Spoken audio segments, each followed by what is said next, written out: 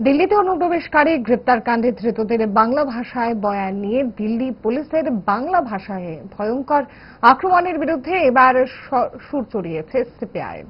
ঘটনার তীব্র নিন্দা প্রতিবাদ জানালেন রাজ্যের বিরোধী দলনেতা জিতেন্দ্র চৌধুরী। বলেন, এই ধরনের আক্রমণ অত্যন্ত আপত্তিকর। দেখুন কি প্রতিক্রিয়া জানালেন জিতেন্দ্র চৌধুরী।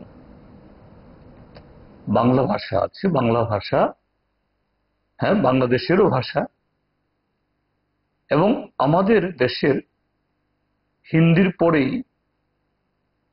দ্বিতীয় যে বহুল সংখ্যক যে আমাদের দেশের নাগরিক, তাদের মাতৃভাষা,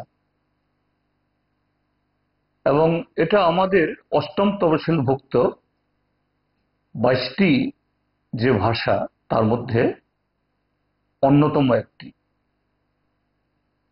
যে ভাষায় আমাদের জাতীয় সঙ্গীত জনগণ মন, আমাদের যে এরকমই আরেকটা এরকম এই কি বলে সেটাও জাতীয় সঙ্গীতের মতো।